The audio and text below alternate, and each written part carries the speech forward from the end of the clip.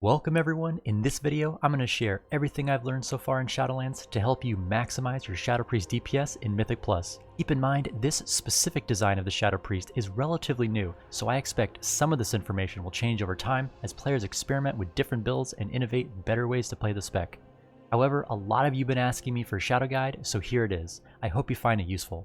I figure the best way to give you the most value in this guide is to start with the most important topics that have the biggest impact on your DPS and working my way down from there. If there is a specific topic you're interested in, feel free to check out the timestamps in the description below this video.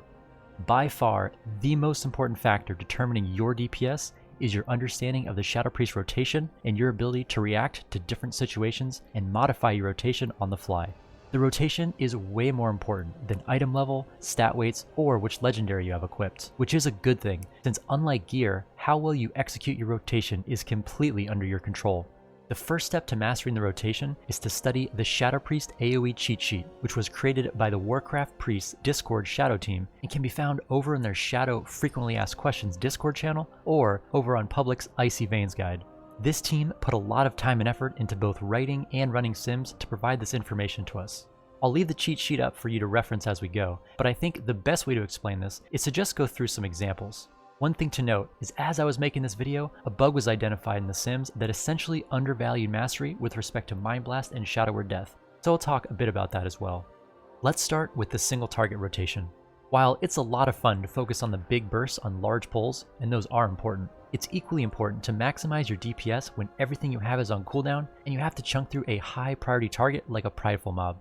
Playing your rotation cleanly and maximizing your mastery uptime can add a significant amount of damage when you need it most. When you're fighting one target, the most important rules are to not cap your insanity and to maximize your mastery uptime. Your first priority is to get all three of your dots rolling. If you're low on insanity coming into the pull, open with Vampiric Touch and Shadow Word Pain and either Void Torrent or Devouring Plague based on your insanity. If you just got a Death and Madness snipe from the previous pull and you're rolling in with capped insanity, open with a Devouring Plague, then quickly apply Vampiric Touch and Shadow Word Pain. Then use your direct damage abilities like Mind Blast, Void Torrent, or your Covenant's DPS class ability to get the triple mastery damage buff and get them on cooldown. If you're committing Void Eruption to the pull, get your dots up and cast Shadow Fiend or Mindbender prior to erupting. Void Form isn't that long, so you want to avoid casting your setup spells inside of Void Form, and ideally enter Void Form with about 40 insanity so you can instantly Void Bolt and Devouring Plague.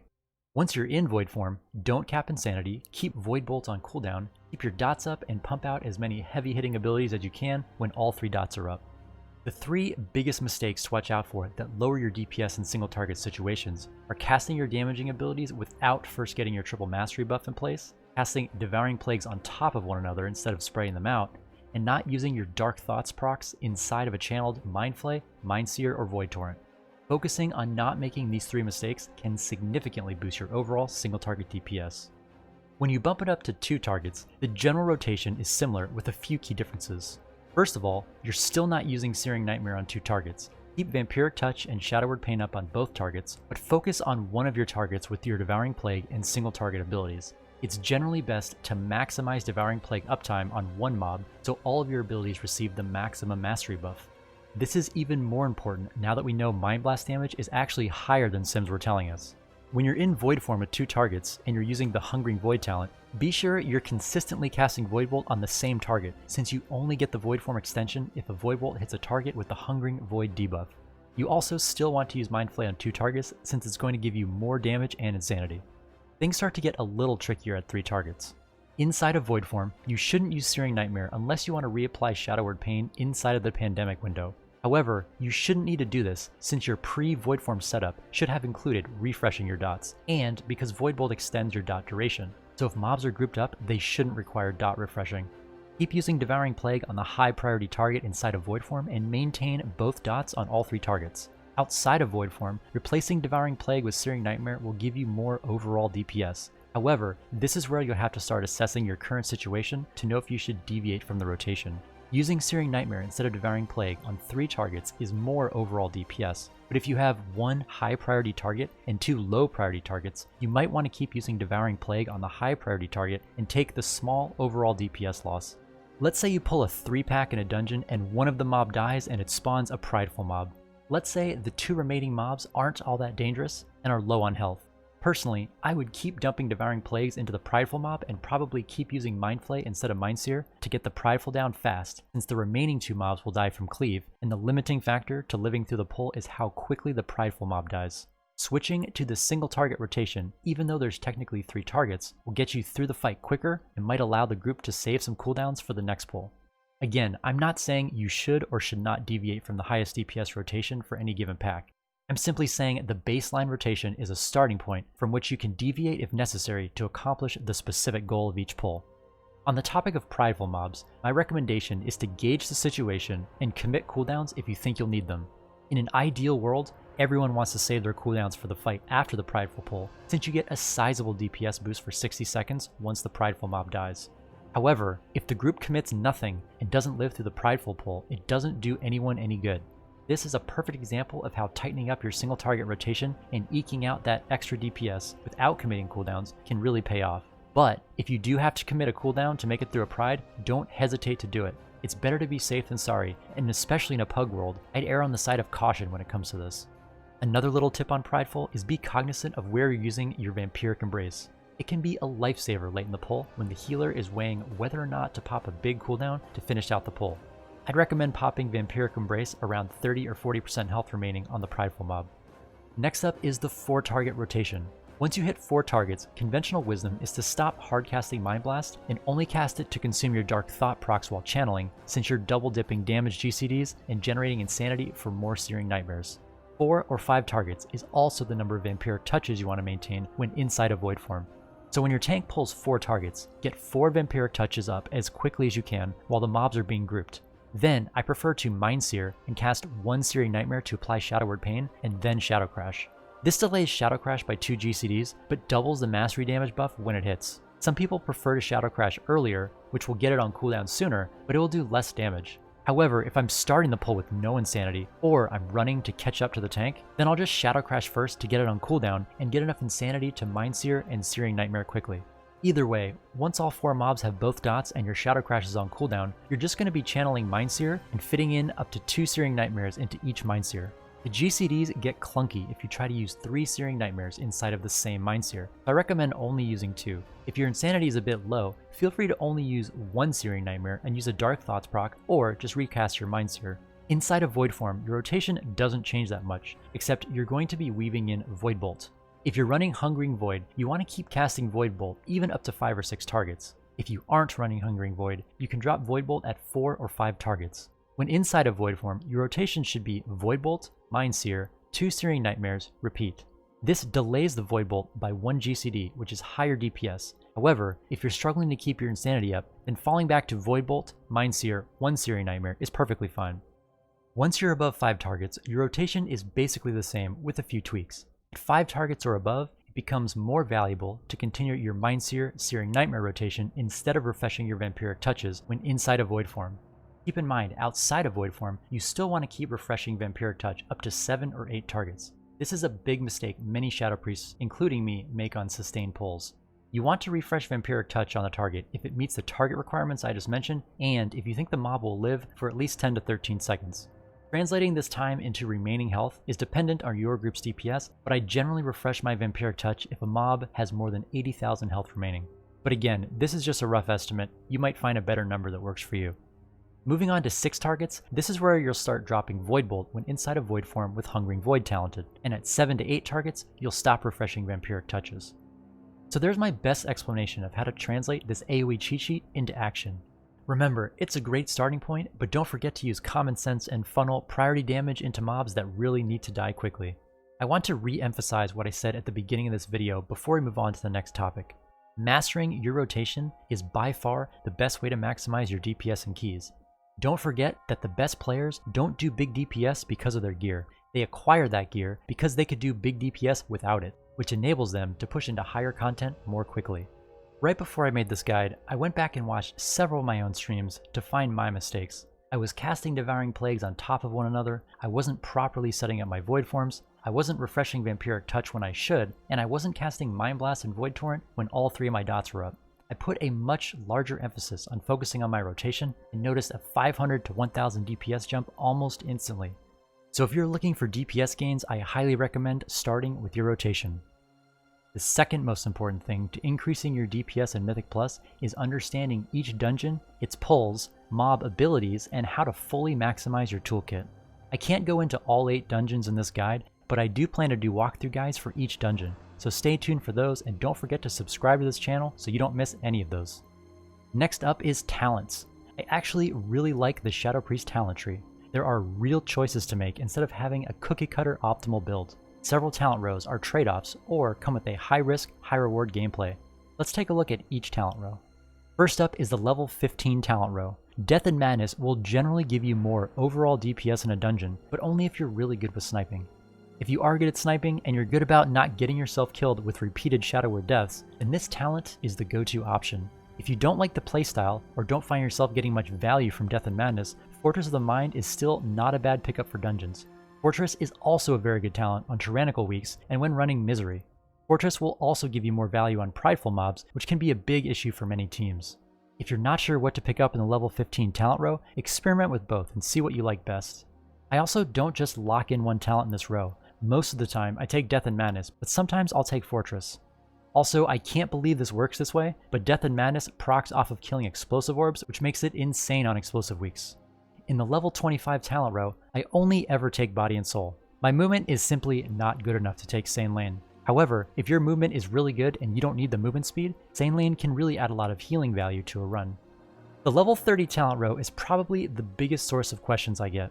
I don't want to just tell you to take Misery and Theaters of Pain and Spires of Ascension, because what's important is the reasoning behind it, and the dungeons where you want to take Misery and Searing Nightmare might differ slightly. Misery is generally a stronger pick in dungeons with smaller pack sizes and spread cleave boss fights. Once pull sizes get larger, Misery just doesn't give you anywhere to go on large pulls. You'll be spending most of your time refreshing dots and wishing you had taken Searing Nightmare. So why do people recommend taking Misery in Theater of Pain and Spires of Ascension specifically? First, let's talk Theater of Pain. With the exception of the Plague Quarter, most of the pulls in this dungeon don't go beyond 4 or 5 targets. This is small enough to allow you to dot everything up without it feeling burdensome. The first boss has 3 mobs. The PvP boss has a banner that needs to die quickly, and Gortshop frequently spawns 2 adds. These are all great situations for Misery. By that same logic, Fortress of the Mind and potentially even Auspicious Spirits, if you're running double potency conduits, can be good picks for this 5-boss dungeon as well. Spires of Ascension has similar dungeon design characteristics. The first boss has 2 mobs with shared health pools, and with the exception of a few pulls, all the packs in the dungeon are 3 to 5 targets. Misery feels really good in these dungeons and gets you nice, consistent DPS with large bursts in Void form. For every other dungeon, I don't think you can beat the overall damage Searing Nightmare provides. I think you can make an argument for Miss or maybe to other side, but there's still too many downsides on the really big pulls to make Misery worth it. In the level 35 talent row, I usually take Psychic Horror since I run with 2 melee DPS and a Resto Shaman, but Last Word can really help on kick-heavy dungeons. My Mythic Plus group has actually asked me to start taking Last Word in specific dungeons that don't require stuns, but my preference is to run with Psychic Horror so I can shut down an uninterruptible cast if I need to. A perfect example is the Loyal Beast cast in Halls of Atonement. If the Houndsmaster gets this cast off, it enrages both Gargans, and your tank will most likely not survive. I like having a stun to shut this down from range. In the level 40 talent row, I pretty much always take Shadow Crash, and definitely run it if I'm running Searing Nightmare. As I mentioned above, I think there's an argument to be made for running Auspicious Spirits with Misery and Double Potency Conduit, but you can't go wrong with always taking Shadow Crash. If you don't use the @cursor macro for this, I highly recommend you give it a shot. In the level 45 talent row, Void Torrent vs Mindbender is an interesting decision. I've actually gone back and forth on this one, and still swap between these two frequently. Mindbender is great for on-demand insanity on fortified weeks to boost your Void forms and Searing Nightmare spam, but Void Torrent gives you a lot of priority damage on tyrannical weeks and on prideful mobs. Even on fortified weeks, I've been finding myself taking Void Torrent more and more. It feels like this beefy, on-demand damage button I can use when I'm all out of insanity and need some momentum to keep my single target damage going. One thing to keep in mind is it's a lot easier to get full value from Mindbender since it's fire and forget. If you find yourself having to interrupt your Void Torrent frequently due to mechanics or affixes like quaking, Mindbender might be a better pick. Finally, in the level 50 talent row, I think this also boils down to playstyle and risk tolerance. Surrender to Madness is a great talent if you can get big value from it as a second Void form, but can be a risky play. I made the mistake of testing it out on a Sanguine week and surrendered a mob that decided to go take a bath in a Sanguine pool. As you can imagine, it didn't end well for me. My advice with Surrender is to experiment with it and see how it works for you. But I have to say, after testing Surrender, I'm pretty much permalocking Hungering Void. First, it empowers your Void form by extending its duration, which scales very well with haste and crit. Second, it really helps your priority damage with damage amp debuff. And third, Dissonant Echoes procs do more damage and give you the damage debuff outside of Void form, which you can use right before a Void Torrent or Mind Blast for extra value. Next, I want to talk about legendaries, stat weights, and gear. I think the best legendaries for Mythic Plus are Eternal Call of the Void and Twins of the Sun Priestess. I know there's been a lot of recent talk about Talbot's stratagem and how it's better than previously thought due to the Sim Mastery bug, but I still don't think it's going to be that great in dungeons. First, Talbot's mostly shines single target and requires you to play your rotation slightly differently. Due to the hectic nature of Mythic Plus and how frequently you're fighting larger packs, I think Eternal Call of the Void is going to give you more value overall. Regarding stat weights and gear, you should always sim yourself for the situations that are relevant to you to see which gear is best. But in general, grabbing as much haste as you can, up to 30%, and then filling in with mastery and crit is a good bet. If you happen to have a lot of versatility on your gear, it's not the end of the world, and has the added benefit of reducing your damage taken. I like getting a lot of haste since it also just feels much better to play. And keep in mind that if you're heavy on mastery, your DPS will get punished more if not maintaining your dot uptime to get that mastery bonus. However, heavy mastery should do more DPS on bosses and inside of Void form. The last two topics I want to discuss are dungeon utility and covenants. Shadow priests, and really priests in general, have a lot of utility that many people aren't even aware of. You really want to be maximizing your utility to show your group how useful priests can be. First up is Mass Dispel. This can be a lifesaver on many pulls with multiple magic debuffs and can help purge nasty debuffs like the first pull in Mists. New to Shadowlands is Mass Dispel now removes Bursting, which can enable some crazy pulls, or just save the group from an unintended roll during Bursting week. Knowing when to Mass Dispel and coordinating with your healer adds a lot of value. I'll go over more in-depth Mass Dispel info in my specific dungeon guides. Mind Soothe is a highly underrated ability that enables several skips and isn't affected by the Inspiring affix. This can be huge during Inspiring weeks, when you can't sap or imprison a mob, but you can Mind Soothe it. You can also personally skip several packs using Fade, which also reduces your threat radius. There are certain packs that aren't even skippable by rogues that we can skip using Fade. Vampiric Embrace is also a very underrated healing cooldown that feels really good when you out-heal a healer on a given pull. It's good to coordinate with your healer if possible, but if not, consciously decide when you want to use this cooldown. It's great to pop on a prideful mob around 30 to 40% health, or on a larger pull with a lot of incoming damage. Remember that Vampiric Embrace heals based on your single target damage, so get all your dots up in a large pull before popping it for maximum value. I hit it right before Void form if I'm planning to erupt. Leap of Faith, more commonly referred to as Life Grip, can save a teammate in an emergency, or can be part of a planned kiting strategy with the tank if discussed beforehand. I rarely see groups getting full benefit from this, but it's something to keep in mind. And finally, don't underestimate the value of Power Word Shield and Shadow Mend to keep people, including yourself, alive during large AoE damage periods in certain dungeons. One example is the third boss in Sanguine Depths that channels large party damage after you pick up the orbs. Ideally, you always want to keep DPSing to get through the fight faster, but weaving in a few heals to prevent yourself from dying enables your healer to save someone else's life who's also in danger of dying. Now, I've already done a video on Covenants, so I'm going to keep this section brief. My Covenant video launched before Shadowlands, and after playing the game for a month and a half, my opinion hasn't changed. While there are Covenants that are slightly better or slightly worse in certain areas, they're all mostly numerically balanced. Unless you're pushing world-first content, I'd recommend playing the Covenant you enjoy the most and investing your time and effort into perfecting your rotation instead, since that's where you're going to pick up the vast majority of your DPS. If there's anything I forgot to cover here, or you have additional insight on a topic I did cover, please let me know in the comments section below. Like I said at the start of this video, this spec is relatively new and our talent tree enables many different playstyles. Don't take anything I said here as 100% set in stone fact, and let me know what works best for you. If you enjoyed this video and don't want to miss out on the upcoming dungeon guides, please consider giving this video a like and subscribing to the channel. As always, thanks for watching, and I'll see you next time.